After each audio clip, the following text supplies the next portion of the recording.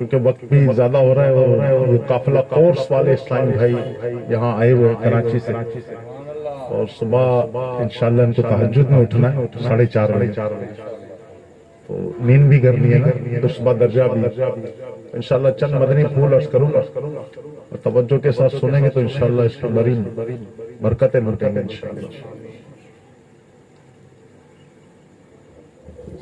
صلو علی الحبیب صلی اللہ علیہ وسلم۔ کچھ لوگ کہتے ہیں کہ یہ سنی جو ہے سال کے 12 مہینے جو ہے ذکر رسول کرتے ہیں۔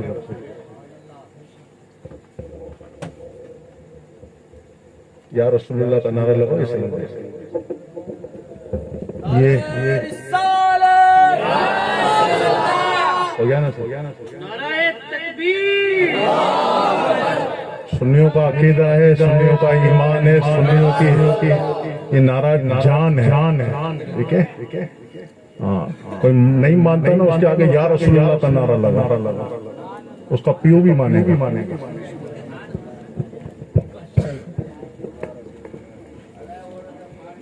کچھ لوگوں کا کہنا ہے کہ یہ سنی جو ہے وہ سال کے 12 ماہ یا رسول اللہ، ذکر رسول، ربیع الاول دیکھو ذکر رسول، سفر المظفر دیکھو تو ذکر رسول، شعبان المعظم دیکھو تو ذکر رسول، رجب ذکر رسول، رمضان ذکر رسول۔ ان سنیوں کو ذکر رسول کے علاوہ کچھ آتا ہے یا نہیں آتا ہے؟ تو سنی دعا کرتا ہے کہ اللہ کرے ہمیں ذکر رسول کے سوا کچھ آئے ہی نہیں، ذکر رسول کے سوا ہمیں کچھ آئے نہ، ہم بس سال کے 365 دن ذکر رسول میں ہی ہمارے گزرتے رہے۔ کیوں؟ اس کی مثال ایک میں دیتا ہوں، امید ہے کہ آپ کے ذہن میں بیٹھ جائے گی اور آپ کو سمجھ بھی آئے گی۔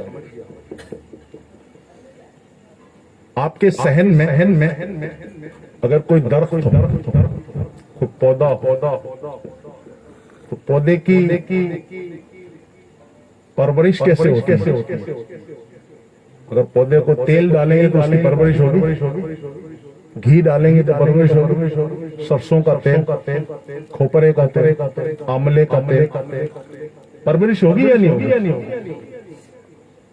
تو پیڑ کی پرورش، پودے کی پرورش صرف پانی سے ہوتی ہے، ایسے ہی ہے۔ تو اگر کوئی مالک مکان یہ سوچے کہ چلو میں آج اس کو کھوپرے کا تیل ڈالتا ہوں، جس طرح میں بریانی کھاتا ہوں، قورمہ کھاتا ہوں، زردہ کھاتا ہوں، مختلف غذائیں کھاتا ہوں، بدل کے روٹی کھاتا ہوں، کبھی کیا کھاتا ہوں کبھی کیا، تو تیل آج ڈال دیتا ہوں کھوپرے کا، کل آملے کا تیل ڈال دوں گا، پرسوں جو ہے وہ اس میں گھی ڈال دوں گا تھوڑا سا۔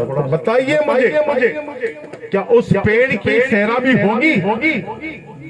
کبھی بھی نہیں ہوگی۔ پیڑ سوکھ جائے گا، مرجھا جائے گا، آخر کار ختم ہو جائے گا۔ تو جس طرح پیڑ کی سیرابی صرف ذکر رسول، پیڑ کی سیرابی صرف پانی سے ہے، اسی طرح ہم اہل سنت کی دل کی سیرابی صرف ذکر رسول سے ہمارے دل کی سیرابی ہے۔ سال کے انشاءاللہ 365 دن کیوں؟ اعلیٰ حضرت فرماتے ہیں کہ دم میں جب تک دم ہے، دم میں جب تک دم ہے، ذکر ان کا سناتے جائیں گے، اور خاک ہو جائے عدو جل کر مگر ہم تو رضا، دم میں جب تک دم ہے، ذکر ان کا سناتے جائیں گے، اور خلد میں ہوگا ہمارا داخلہ اس شان سے ہوگا، خلد میں ہوگا ہمارا داخلہ شان سے، یا رسول اللہ کا نعرہ لگاتے جائیں گے۔ انشاءاللہ داخلہ ہمارا خلد میں ہوگا جنت میں، تو انشاءاللہ وہاں بھی یا رسول اللہ کا نعرہ لگا انشاءاللہ، اللہ کی رحمت سے۔ مختصر پیارے اور محترم اسلام بھائیوں، آج ایک واقعہ سنا کر پھر کچھ ترغیبی باتیں کروں گا۔ علامہ ارشد القادری رحمت اللہ تعالی بڑے بہترین رائٹر، اور ان کی ایک کتاب ہے زلف تنظیر، پڑھنے کی کتاب۔ آپ اس کتاب کا مطالعہ کریں، آپ کی آنکھوں سے آنسو آ جائیں۔ آپ کے عشق رسول میں جو ہے مزید اضافہ ہوگا. آپ اس کتاب میں ایک واقعہ بیان کرتے ہیں. آپ تحریر فرماتے ہیں جس کا مفہوم عرض کروں گا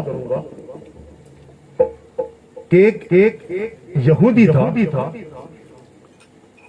اور اس یہودی کو میرے اور آپ کے آقا دو جہاں کے داتا صلی اللہ تعالی علیہ وآلہ وسلم سے عشق ہو گیا.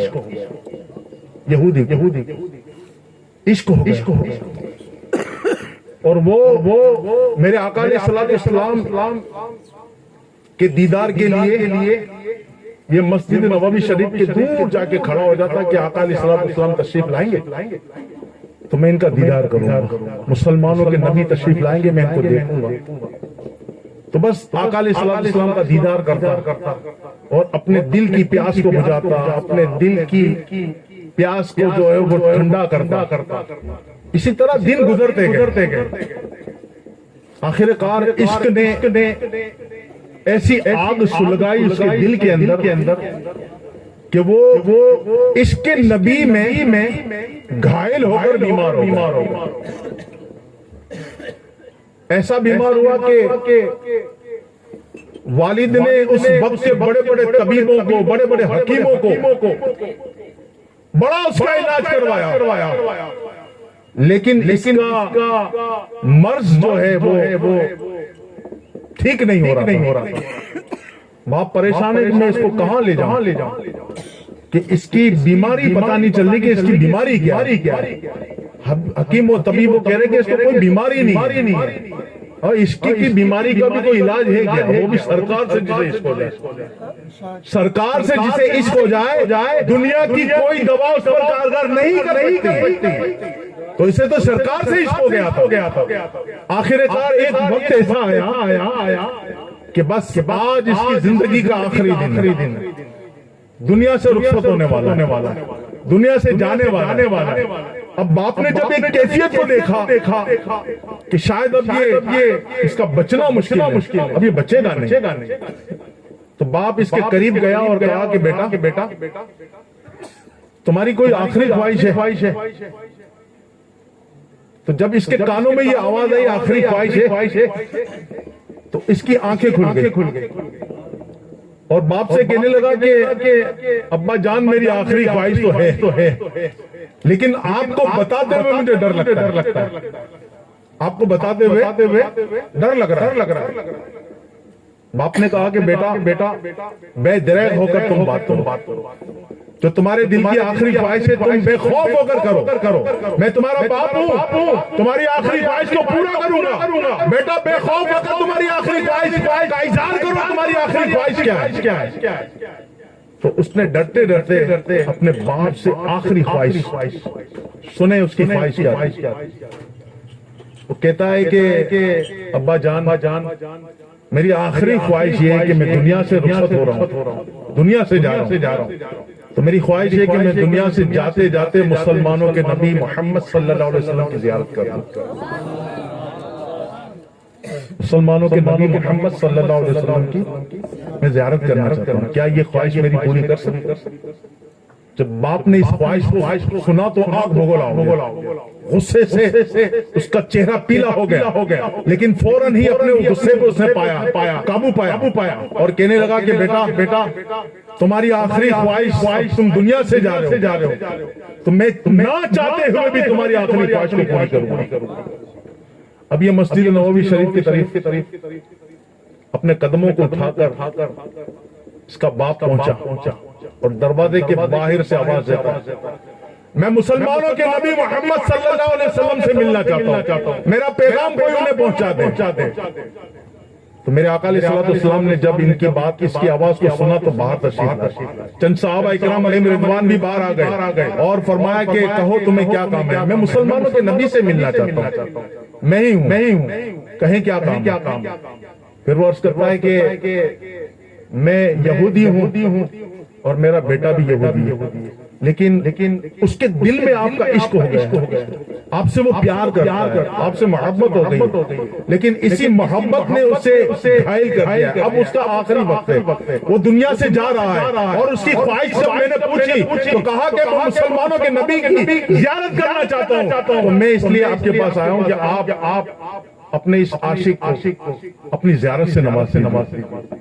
میرے آقا علیہ السلام نے صحابہ اکرام علیہم رضوان سے فرمایا کہ چلو اس عاشق کو دیکھائیں جس کے استقبال کے لیے آسمانوں میں ہنگامہ برپا، چلو اس کا دیدار کریں۔ میرے آقا علیہ السلام اس یہودی کے گھر پہنچے، صحابہ اکرام علیہم رضوان بھی ساتھ ہیں، اور پھر اس کے باپ نے کہا کہ بیٹا آنکھیں کھولو، دیکھو تمہاری نگاہوں کے مرکزی کردار آ چکے ہیں، بیٹا آنکھیں کھولو، مسلمانوں کے نبی تشریف لا چکے ہیں، بیٹا آنکھ کھول، دیکھ تیرے سامنے مسلمانوں کے نبی کھڑے ہیں۔ جب اس نے سنا تو اس کی جاتی ہوئی روح واپس پلٹ آئی۔ جب اس نے آنکھ کھول کر دیکھا تو میرے آقا علیہ السلام کا دیدار کر رہا ہے۔ جب میرے آقا علیہ السلام کے دیدار سے اپنی آنکھوں کو ٹھنڈک پہنچائی تو آقا علیہ السلام نے ارشاد فرمایا کہ تم مسلمان ہو جاؤ۔ اس نے عرض کی یا رسول اللہ صلی اللہ علیہ وسلم، میرے پاس ایک بھی بندگی سجدہ بندگی نہیں، میں نے نہ نماز پڑھی ہے، نہ روزے رکھے، نہ کوئی فرض ادا کیا، تو کیا میں اپنی نجات کی ضمانت آپ مجھے دیتے کہ میری نجات ہو جائے گی؟ میرے آقا دو جہاں مالک جنت صلی اللہ تعالی علیہ وآلہ وسلم نے ارشاد فرمایا کہ تم کلمہ پڑھ کر مسلمان ہو جاؤ، تمہاری نجات کی ضمانت میں لیتا ہوں، تمہاری نجات کی ضمانت میں لیتا ہوں۔ داخل خلد سے داخل قبر سے داخل خلد تک تمہاری نجات کی ضمانت میں، قبر سے لے کے جنت میں داخلے تک۔ تو اس کا باپ کہنے لگا کہ بیٹا فوراً کلمہ پڑھ کر مسلمان ہو جاؤ، کیونکہ اتنی بڑی بشارت کہ داخل قبر سے داخل جنت تک جس جو نبی تمہاری ضمانت دے رہا ہو تو اس کے لیے اس سے بڑھ کر کیا خوش قسمتی ہو سکتی ہے؟ بیٹا تم بلا خوف مسلمان ہو جاؤ۔ اس کی زبان سے کلمہ نکلا، لا الہ الا اللہ محمد رسول اللہ، کلمہ پڑھ کر مسلمان ہو گئے، دائرہ اسلام میں داخل ہوئے۔ جیسے ہی کلمہ پڑھا اس کی روح قفس سے انسری سے پرواز انتقال ہو۔ اب وہ یہودی کہنے لگا کہ یہ مسلمان ہو چکا ہے، اب اس کا جنازہ میرے گھر سے نہیں بلکہ آپ کے در رحمت سے اٹھنا چاہیے۔ دیکھیں خوش قسمتی اس نوجوان کہ اس کا جنازہ میرے گھر سے نہیں بلکہ آپ کے در رحمت سے اٹھنا چاہیے۔ صحابہ اکرام کو حکم ہوا کہ اس کے لاش کو اپنے گوشت پر اٹھا لو، کیونکہ اس کی نجات کی ضمانت میں نے لیے۔ اس کی کفن تدفین وغیرہ کے معاملات شروع ہو گئے، اور آج مدینے کی گلیوں سے ایک عاشق زار کا جنازہ نکل رہا ہے، ایک سرکار کے عشق میں گھائل ہونے والے کا جنازہ ہے، جس کے نامہ اعمال میں ایک بھی سجدہ بندگی نہیں۔ اس نوجوان کا جنازہ جب اٹھا اور جب جنازہ مدینے کی گلیوں سے جا رہا ہے تو کسی نے دیکھا میرے آقا علیہ السلام اس جنازے کے جلوس میں پنجوں کے بل چل رہے ہیں۔ کسی نے عرض کی یا رسول اللہ صلی اللہ تعالی علیہ وسلم، آپ جنازے کے جلوس میں پنجوں کے بل چل رہے ہیں، اس کی وجہ کیا ہے؟ ارشاد فرمایا کہ اس نوجوان کی نجات کی ضمانت میں نے لی تھی، اس لیے اس کے جنازے میں اللہ کی رحمت کے اتنے فرشتے نازل ہوئے کہ بھرپور قدم رکھنے کی جگہ نہیں ہے اس کے جلوس میں۔ اتنے فرشتے نازل ہوئے کہ بھرپور قدم رکھنے کی جگہ نہیں ہے، اس لیے میں پنجوں کے بل چل رہا ہوں۔ جنازہ قبرستان لایا گیا۔ میرے آقا علیہ السلام نے اپنے مبارک ہاتھوں سے اس نوجوان کے لاشوں کو اٹھایا۔ اللہ کاش کہ اس نوجوان کے سینے کا کوئی بال بن گیا ہوتا، کہ یوں سرکار کے قدموں میں آنے کا شرف نصیب ہو جاتا.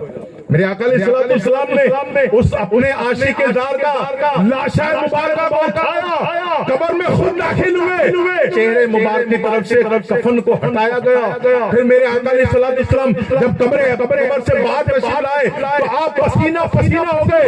کسی نے پوچھا کہ یا رسول اللہ صلی اللہ علیہ وسلم, ایسا لگتا ہے کہ آپ کو اس کی قبر کے اندر کچھ مشقت اٹھانی پڑی ہے, آپ پسینہ پسینہ ہو گئے. میرے آقا علیہ السلام نے ارشاد فرمایا کہ جب میں اس کی قبر سے چہرے سے کفن ہٹا رہا تھا تو جنت کی حوریں ازدحام ہو گیا جنتی حوروں کا کہ اس کی چہرے کی بلائیں لینے کے لیے آ گئے, اس کے چہرے کی دیدار کرنے کے لیے آ گئے تھے. اور ایسا ہونا بھی رحمت خدا بندی ہے.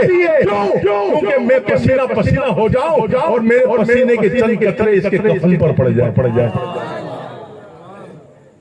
میرے پسینے کے چند قطرے اس کے کفن پر پڑ جائے تاکہ اس کی قبر محشر تک خوشبوؤں سے جگمگاتی رہے.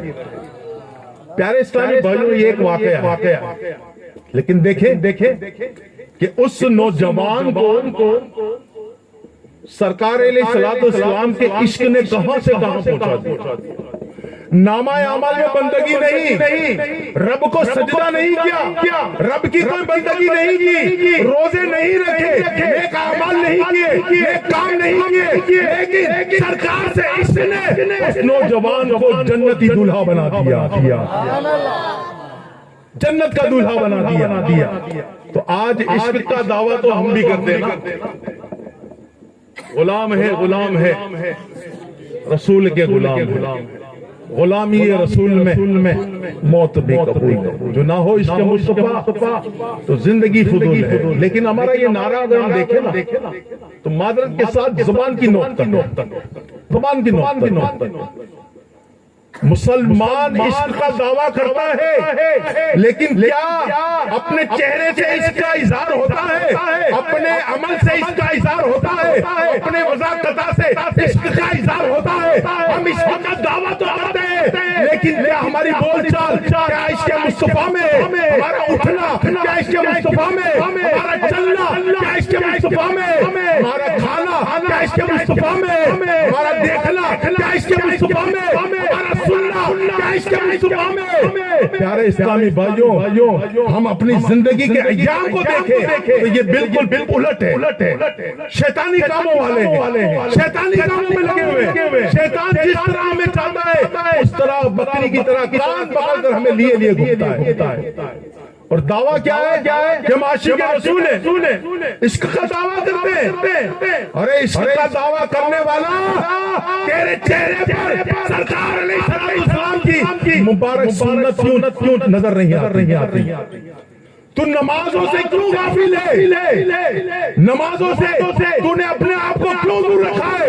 عشق کا دعویٰ کرتا ہے, نماز میں آقا علیہ السلام کی آنکھوں کی ٹھنڈک رکھی گئی ہے.